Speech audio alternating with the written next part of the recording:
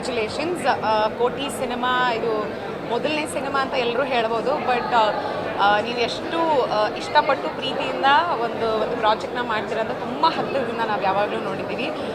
ಸಿಕ್ಕಾಬಡೆ ಖುಷಿಯಾಗುತ್ತೆ ಈ ಥರದ್ದೊಂದು ಸಿನಿಮಾ ನೋಡೋದಕ್ಕೆ. ಆ್ಯಂಡ್ ಕೋಟಿ ಅನ್ನೋ ಒಂದು ಕ್ಯಾರೆಕ್ಟರ್ ಏನಿದೆ ನನಗೆ ಸಿಕ್ಕಾಬಡೆ ಇಷ್ಟ ಆಯಿತು.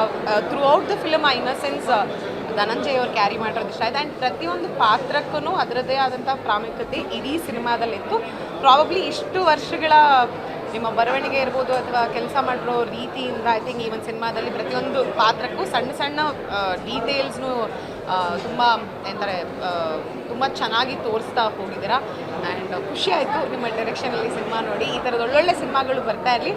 ಆ್ಯಂಡ್ ಎಸ್, ನನ್ನ ಕಡೆಯಿಂದ ಇಡೀ ಚಿತ್ರತಂಡಕ್ಕೆ ಆಲ್ ದಿ ವೆರಿ ಬೆಸ್ಟ್.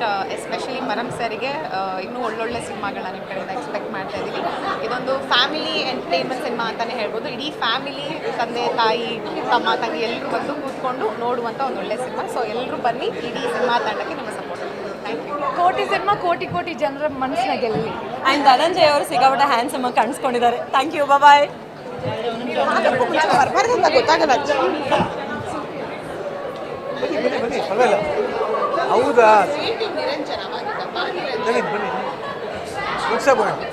ಎಲ್ರಿಗೂ ನಮಸ್ಕಾರ. ಈಗ ತಾನೇ ಕೋಟಿ ಮೂವಿ ನೋಡ್ಕೊಂಡು ಬಂದ್ವಿ. ಅದ್ಭುತವಾಗಿದೆ ಸಿನಿಮಾ. ಪರಮ್ ಅವರ ನಿರ್ದೇಶನ ಇಂಚಿಂಚು ಗೊತ್ತಾಗುತ್ತೆ.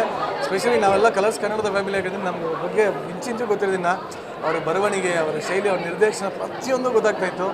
ಇನ್ನು ನಮ್ಮ ಕನ್ನಡದ ಚಿತ್ರರಂಗದಲ್ಲಿ ಯಾರನ್ನೋ ಒಬ್ಬ ನಟ ಎಂಥ ಸೂಪರ್ ಸ್ಟಾರ್ ಆಗಿದ್ದರು, ಒಂದು ಸಿಂಪಲ್ ಆಗಿರೋ ಕ್ಯಾರೆಕ್ಟರ್ನ ಸಲೀಸಾಗಿ ವಿಲಾಜವಾಗಿ ಮಾಡಬೇಕು ಅನ್ನೋದಾದರೆ ಅದು ಡಾಲಿ ಧನಂಜಯ್ ಮಾತ್ರ. ಯಾಕೆಂದರೆ ಇಡೀ ಸಿನಿಮಾ ಬೇರೆಯವ್ರ ಓಡಿಸ್ಕೋತಾರೆ, ಎಲ್ಲೆಲ್ಲೋ ರೋಡಲ್ಲಿ ಮಲ್ಕೋತಾರೆ. ಈ ಥರ ಎಲ್ಲ ಕ್ಯಾರೆಕ್ಟ್ರು ಎಲ್ಲರೂ ಮಾಡೋಕ್ಕೆ ಸಾಧ್ಯ ಇಲ್ಲ.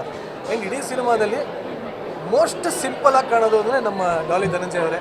ಅದ್ಭುತವಾದ ಆ್ಯಕ್ಟಿಂಗ್. ಆ್ಯಂಡ್ ನಾನು ತುಂಬಾ ಫ್ಯಾನ್ ಆಗಿರೋಂಥ ಕ್ಯಾರೆಕ್ಟರ್ ಅಂದರೆ ನಮ್ಮ ಸಾವುಕಾರ್ ರಮೇಶ್ ಇಂದರ್ ಅವರು. ಕನ್ನಡಕ್ಕೆ ಆ್ಯಕ್ಚುಲಿ ವಿಚಿತ್ರವಾದ ವಿಲನ್ ಅಂತ ಹೇಳ್ಬೋದಾಗಿರ್ತಿ. ಇಲ್ಲ, ಸಕಲ ಮಾಡಿದ್ದಾರೆ. ಸಪ್ತಸಾಗರದಾಚೆ ಆದಮೇಲೆ ಅದಕ್ಕಿಂತ ಜಾಸ್ತಿ ಇಷ್ಟ ಆಗ್ಬಿಟ್ರು ಕೋಟಿ ಸಿನಿಮಾದಲ್ಲಿ.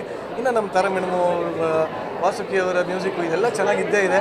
ಬಟ್ ಓವರಾಲ್ ಸಿನಿಮಾ ನಿಜವಾಗ್ಲೂ ಥಿಯೇಟ್ರಿಗೆ ಬಂದು ಕನ್ನಡ ಚಿತ್ರರಂಗದಲ್ಲಿ ಏನಪ್ಪ ಮೂವಿ ಇಲ್ಲ, ಅದಿಲ್ಲ, ಥಿಯೇಟ್ರ್ ಕರೀತಾ ಇಲ್ಲ, ಇವೆಲ್ಲ ಹೇಳ್ತಾ ಇದ್ದೀರಲ್ಲ, ಇದನ್ನೆಲ್ಲ ಸುಳ್ಳು ಮಾಡೋಕ್ಕೆ ಅಂದರೆ ಈ ಒಂದು ಸಿನಿಮಾ ಬಂದಿದೆ ಅಂತ ಹೇಳ್ಬೋದು. ದಯವಿಟ್ಟು ನಿಮ್ಮ ಹತ್ತಿರದ ಚಿತ್ರಮಂದಿರಗಳಿಗೆ ಖಂಡಿತವಾಗ್ಲೂ ಬನ್ನಿ, ನೋಡಿ, ಹಾರೈಸಿ.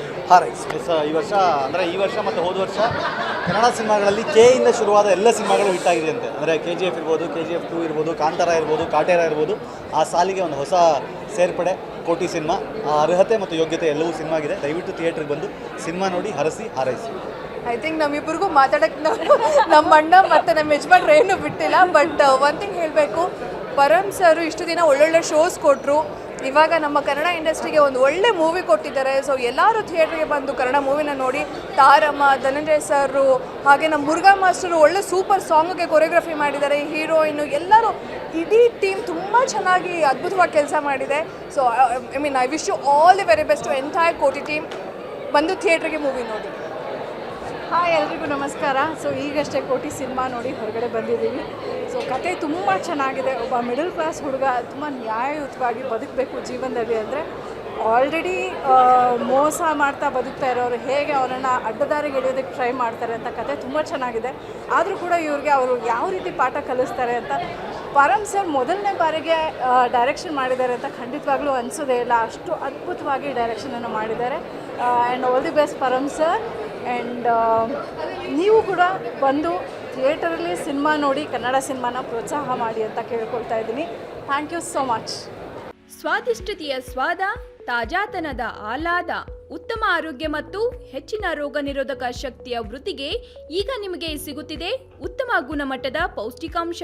Shri Vaidik millet health mix. ಇದು ಸಿರಿಧಾನ್ಯಗಳ ಸಂಪತ್ತು.